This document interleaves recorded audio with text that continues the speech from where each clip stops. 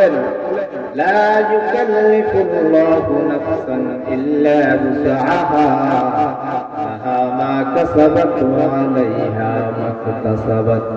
আল্লাহ তাআলা বলেন, হে মুমিন, হে মুসলমান, হে তুমি মুসলমান হও, মুসলিম হও, যদি ভালো কাজ করো তোমারে লাভ, যদি খারাপ কাজ করো তোমারই ক্ষতি। যদি মাহফিলে আসেন আপনার যে আসছেন তারে লাভ, যদি মাহফিলে না আসেন আপনারে ক্ষতি। যদি নামাজ পড়েন আপনারে লাভ, যদি নামাজ না পড়েন আপনারে ক্ষতি।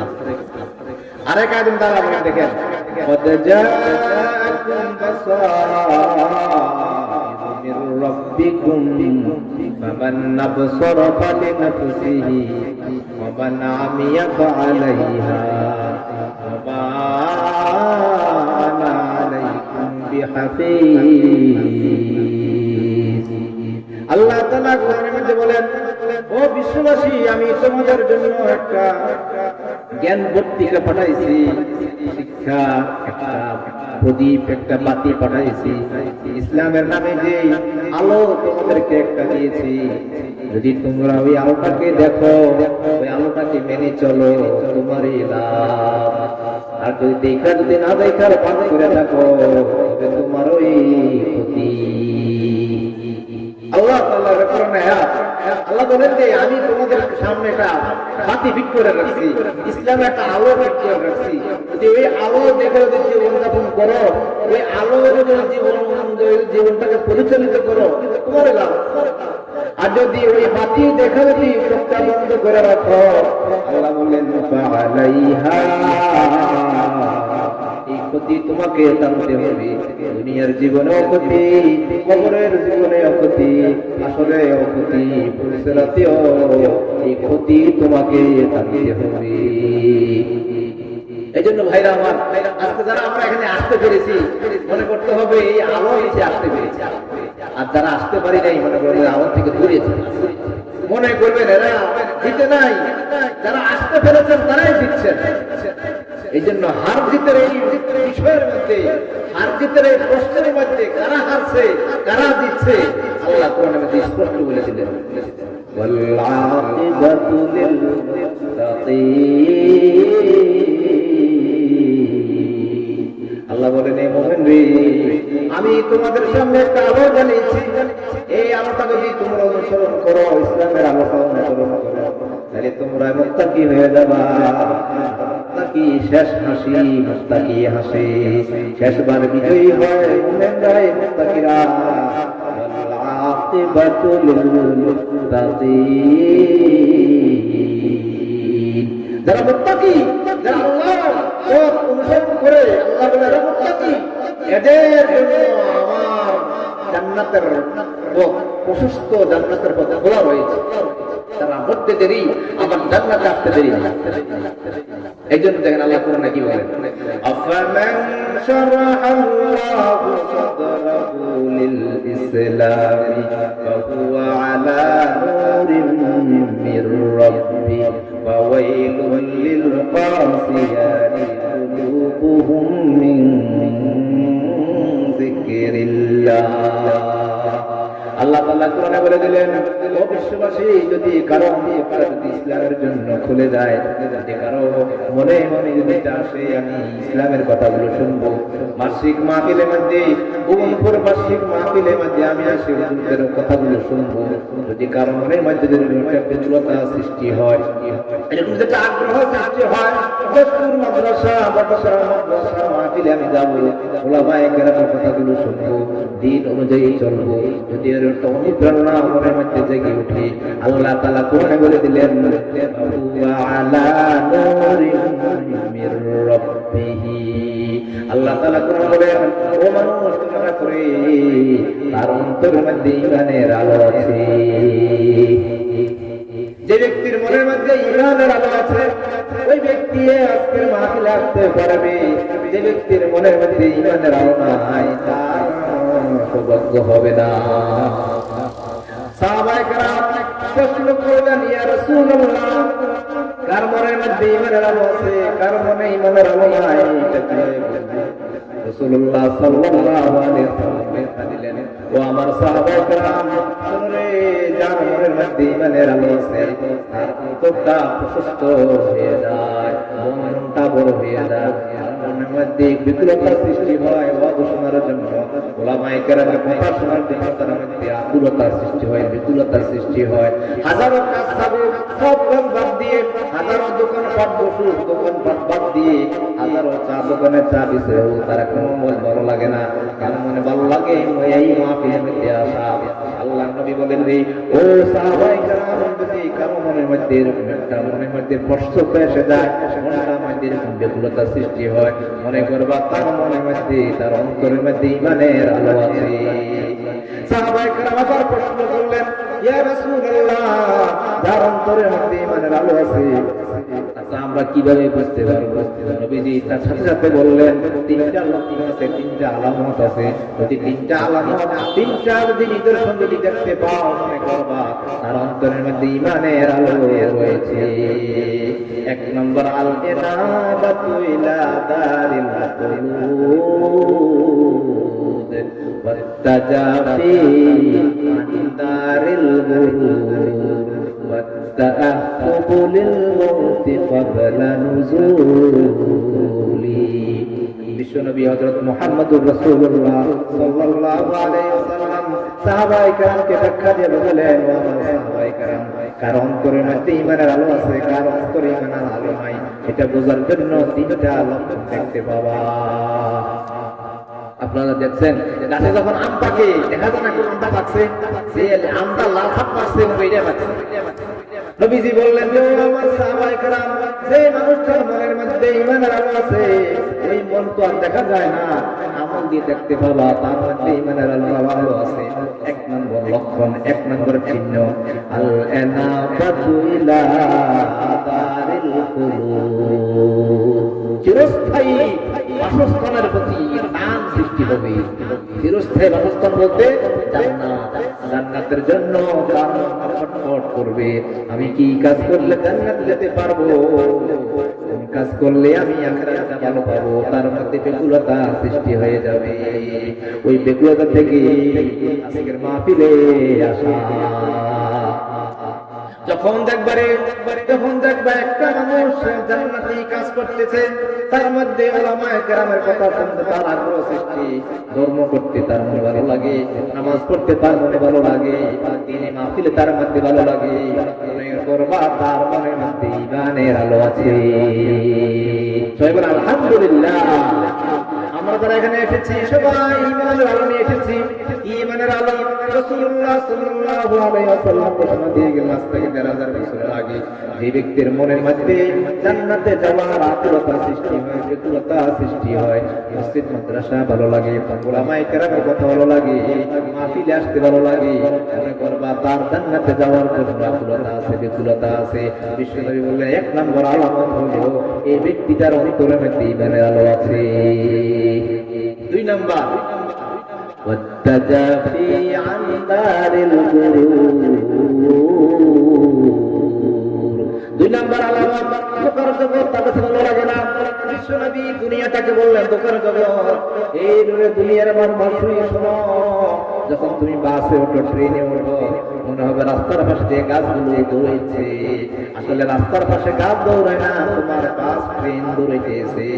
নবীজি বললেন রে ও দুনিয়ার বাসী রে, শুনে রাখো দুনিয়াটা হলো একটা দোকান জগৎ।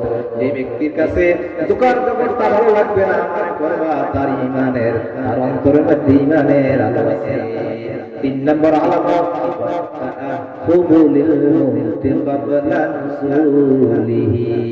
মৃত্যু আসার আগে, মরণের আগে মরণের প্রস্তুতি গ্রহণ করতে থাকে। কয়েকদিন পরে তো আমরা সবাই মরতে হবে, একদিন আগে একদিন পরে মরতে হবে। উলামায়ে কেরাম কাছে শুনে রাখে, হুজুর মরণের পর কোন আমল আমার কাছে আসবে? হুজুর বললেন নামাজ পড়েন, রোজা রাখেন, যাকাত দেন, হজ করেন। মাদ্রাসা মসজিদে খেয়াল করেন, মাহফিলে আসেন, পর্দা মেনটেন করে চলেন। এগুলো করলে মরণের পর কাজে আসবে। বিশ্বনবী বলেন, যে ব্যক্তি মরণের পর এই আমলটা কাজে আসবে, এই কাজগুলো মরণের আগে করতে থাকে, মনে করবেন তার অন্তরের মধ্যে ঈমানের আলো আছে। আল্লাহ তাআলার কাছে শুকরিয়া আদায় করেন। আল্লাহ তাআলা চাইতো আমাদের সবার মধ্যে এই তিনটা আলামত রেখে দিয়েছেন। ওই তিনটা আলামত থেকে আজকে আমরা এখানে আসতে পেরেছি। এই জন্য সবাই মন থেকে আবার বলেন আলহামদুলিল্লাহ। দেখেন, এই কথাগুলো কিন্তু আমার নিজের কথা নাই, এটা কোরআন হাদিসের কথা। রাসূলুল্লাহ সাল্লাল্লাহু আলাইহি ওয়াসাল্লাম বলেন, ও দুনিয়ার বাসী শোনো, যে ব্যক্তির অন্তরের মধ্যে ঈমানের আলো আছে, তখন দেখবা তার চলাফেরায় অন্যরকম, তার কথাবার্তায় অন্যরকম, সে ধ্যান ধারণায়, এই ধ্যান ধারণা থেকে সে মসজিদে আসে, যে এই বিশ্বাস থেকে মাহফিলের মধ্যে এখনো প্রশ্ন করে, হুজুর মাহফিলে আসলে কি লাভ? আর কিচ্ছু লাভ না হোক, এইটুকু লাভ তো হলো যতক্ষণ আপনি মাহফিলে থাকবেন ততক্ষণ পর্যন্ত আজেবাজে কোনো কথা আপনি বলবেন। আর কোন লাভ না হোক, কমপক্ষে আধা ঘন্টা 1 ঘন্টা 2 ঘন্টা থাকবেন, ততক্ষণ পর্যন্ত সিগারেট টানবেন না, সিগারেট খাওয়াতে বন্ধ আছে। তাহলে কি বুঝলেন? মাহফিলে যতক্ষণ থাকবেন গুনাহ হবে, মাহফিলে যতক্ষণ থাকবেন খারাপ কাজ করবেন। আপনি গীবত করেন, আপনি মিথ্যা কথা বলেন, আপনি মানুষকে গালাগালি করেন, কমপক্ষে যতক্ষণ মাহফিলে থাকবেন গালাগালি করবেন না। আপনি সিগারেট খাওয়ার অভ্যাস, মাহফিলে থাকবেন ততক্ষণ সিগারেট খাবেন না। কত বড় সিগারেট করবো, কত বড় সিগারেট খায়, সে মিনিটে সিগারেট খায়, সেও কিন্তু মাহফিলে এসে খাবে না, মাহফিলে এসে খাইবে। তাহলে যতক্ষণ মাহফিল থাকবেন ততক্ষণ সিগারেট খাবেন না। তাহলে এই মাহফিলে আসার কারণে আপনি একটা নাজায়েজ কাজ, সিগারেট খাওয়া নাজায়েজ, এই কাজ থেকে বাঁচে রইলেন। বাঁচলেন কিনা বলেন? আল্লামা সাইয়্যিদ রহমাতুল্লাহ বলেন, দেখেন কি বলেন, গেলে খুশবু ইয়াদর হাম্মামে রোজে দস দসতে মাহবুবে বদস্তম বদো বুতম কে মশকে ইয়া আবিরি কে আসুয়ে দিলাওয়াজে তুমসলম বগফতাম গিলে নাচে জবুদম लेकिन मुद्दत बात नशस्तम जमाले हम निशीदर मन असर करम मगर नामन हुमा खाकम के हसतम। আল্লামা সাইয়্যিদ রহমাতুল্লাহ আলাইহি বাড়ি ছিল ইরান। বর্তমান যে ইরান, উনি ফার্সি ভাষা কথা বলতেন, কবি মানুষ ছিলেন।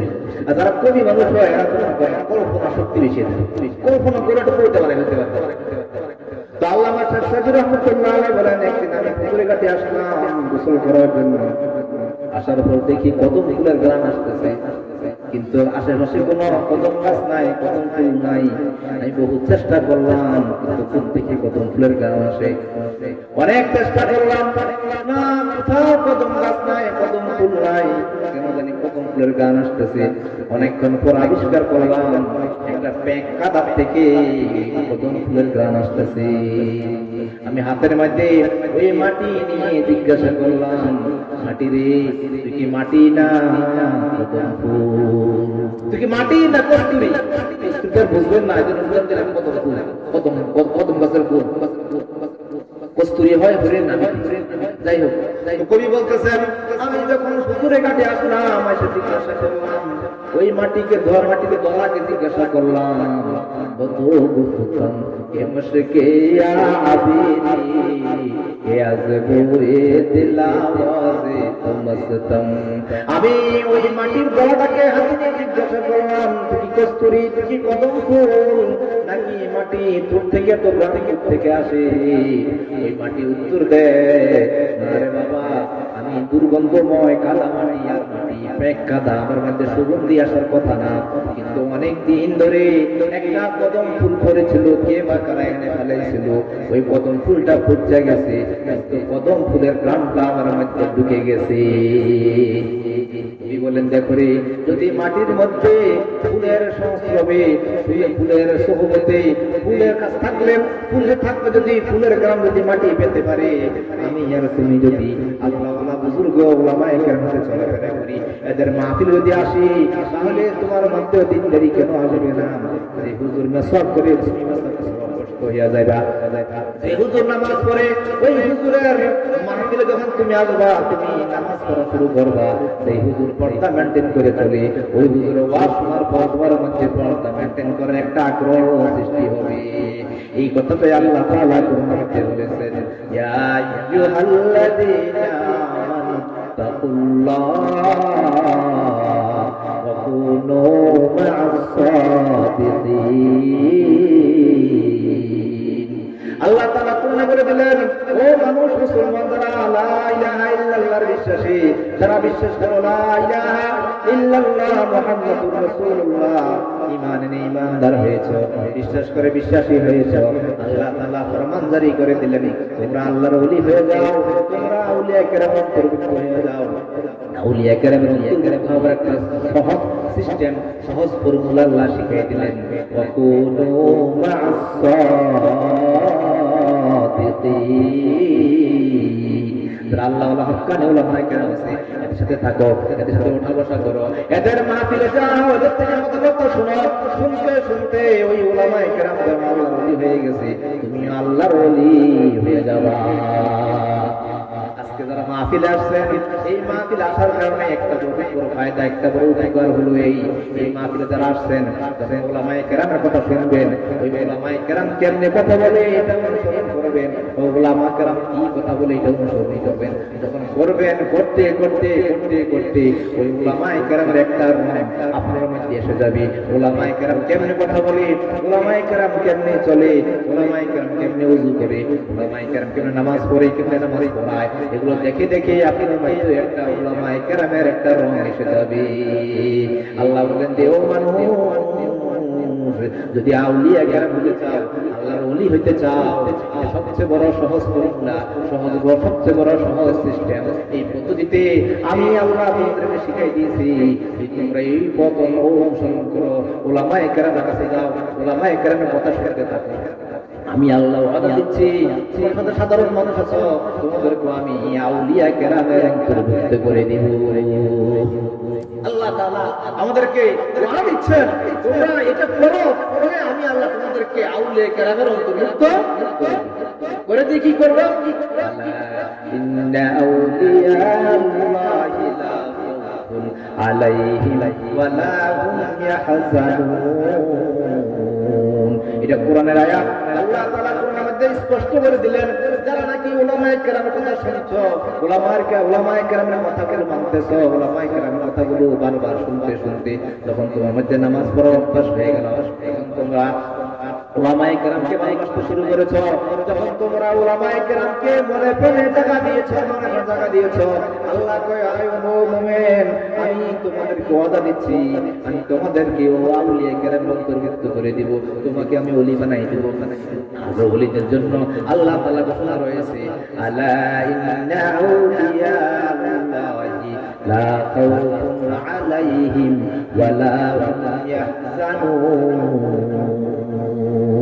আল্লাহ বলে, এই মুমিন রে, তুমি নামাজ পড়বা, যখন তুমি উলামায়ে কেরামকে মহব্বত করবা, যখন মসজিদ মাদ্রাসাকে ভালোবাসবা, আমি আল্লাহ গ্যারান্টি দিচ্ছি তোমাকে ওলি বানাইয়া দিব। ওলি বানানোর পর তোমার জন্য সুসংবাদ দিচ্ছি, তোমার অতীতে কোনো টেনশন নাই, সামনে কোনো টেনশন নাই, কবরে কেমনে থাকবা এটা জিম্মাদার আমি আল্লাহ নিয়ে আনছি। আসরে মাঠে কোনো টেনশন নাই, আমি আল্লাহ তার জিম্মাদার। পুত্রাত কেমনে পার হবা, সবগুলোর মধ্যে আমি আল্লাহ জিম্মাদার। আল্লাহ আমাকে আপনাকে গ্যারান্টি দিচ্ছেন, ও মুমিন বান্দা, যখন তুমি উলামায়ে কেরামের সোহবত থাকবা, উলামায়ে কেরামের সাথে উঠা বসা করবা, উলামায়ে কেরামের কথাবার্তা শুনতে শুনতে, আমল করতে করতে যখন তুমি জীবন যাপন করবা, তোমাকে আমি আল্লাহ ওলি বানাই দিব। ওলি বানানোর পর তোমাকে সবচেয়ে বড় পুরস্কার, সবচেয়ে বড় উপকার তোমাকে আমি করব।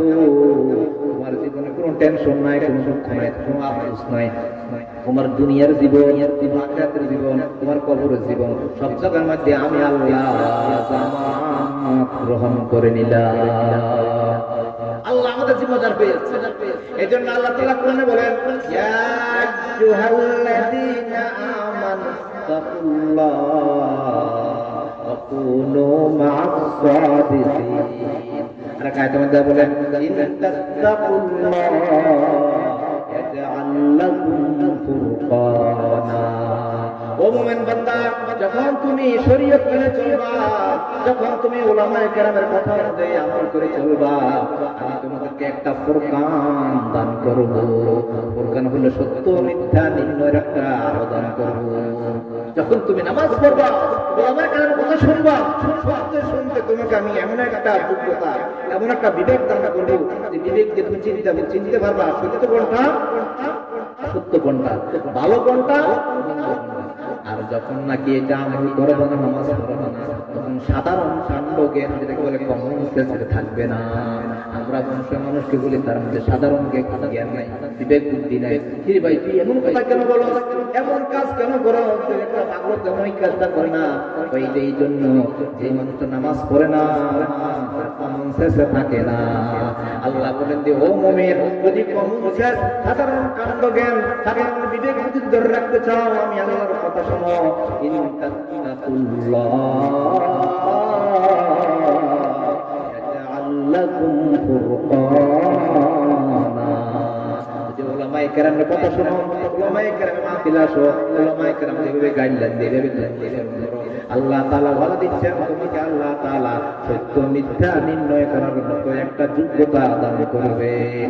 ওই আলোটার নাম হলো মুমিন। মুমিনের অন্তর্দৃষ্টি, চোখ বন্ধ করে একটা কথা বলবে, এটা যদি বাস্তবে না আল্লাহ বাস্তবে করাইয়া দিবেন।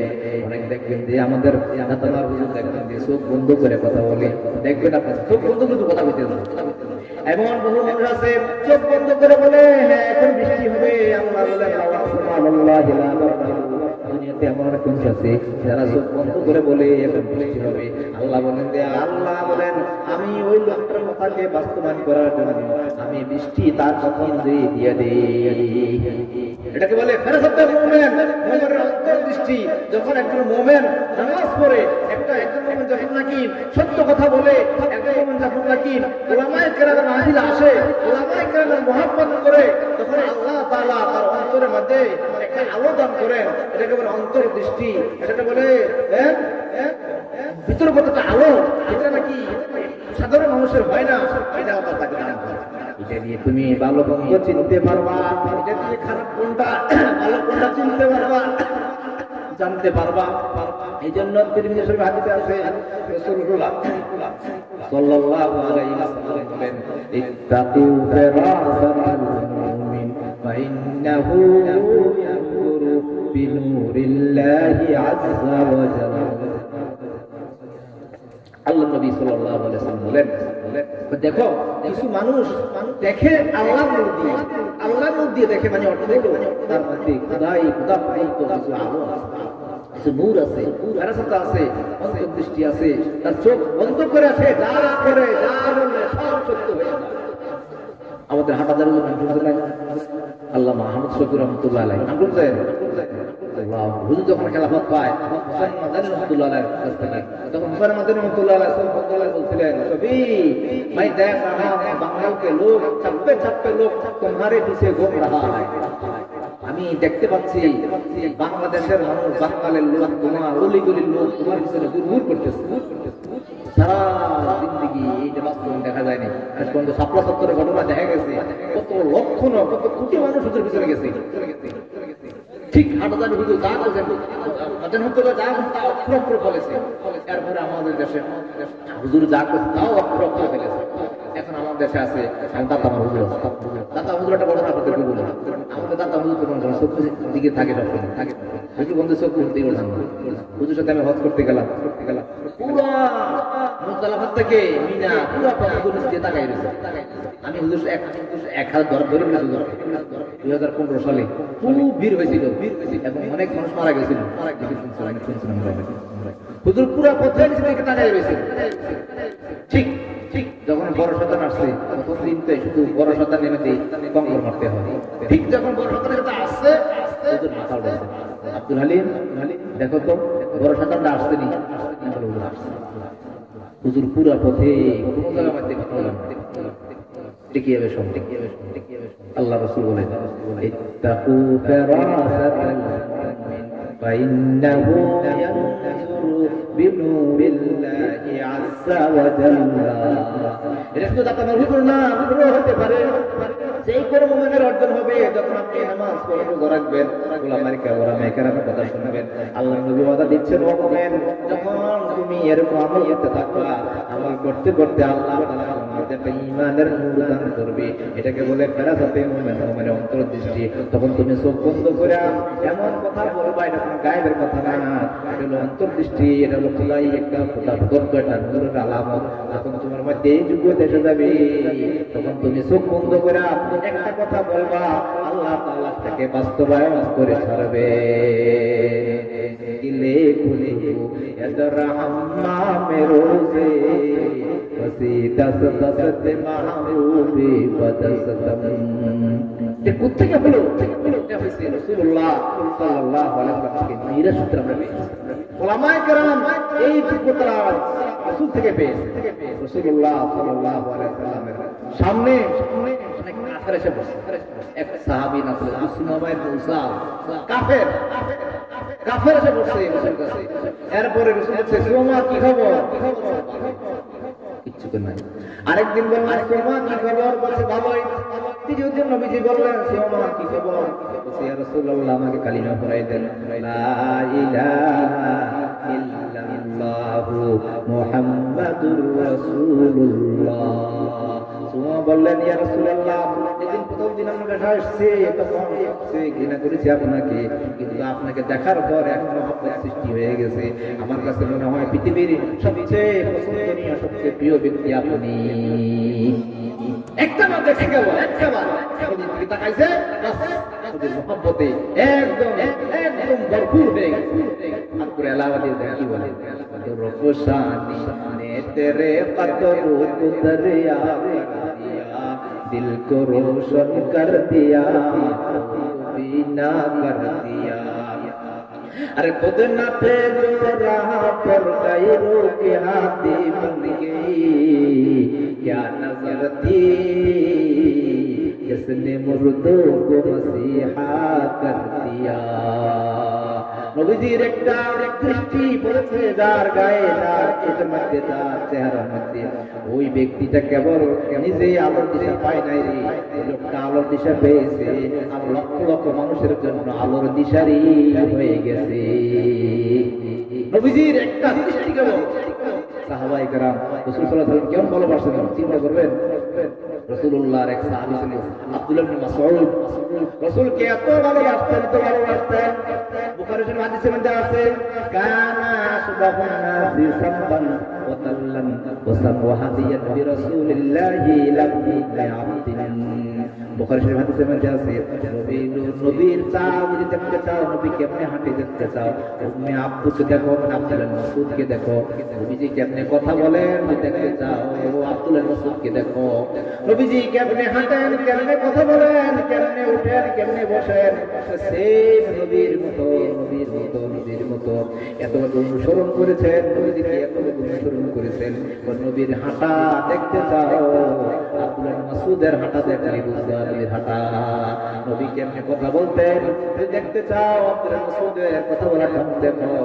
এগুলো যখন করতে করতে এমন অবস্থা হয়ে গেছে, এই নবীর হাঁটা, নবীর চলা, নবীর কথা বলার ধরন যখন সাহাবায়ে কেরাম অনুসরণ করছেন, আল্লাহ তাআলা খুশি হয়ে ওই নবীর সাথে ওই সাহাবায়ে কেরামের সবকিছু আল্লাহ মিলাইয়া দিয়েছে। এটাকে তাসাউফ পরিভাষা বলা হয়, ইত্তেহাদি। আমি শেষ কথা বলতেছি, নিসবতে ইত্তেহাদি।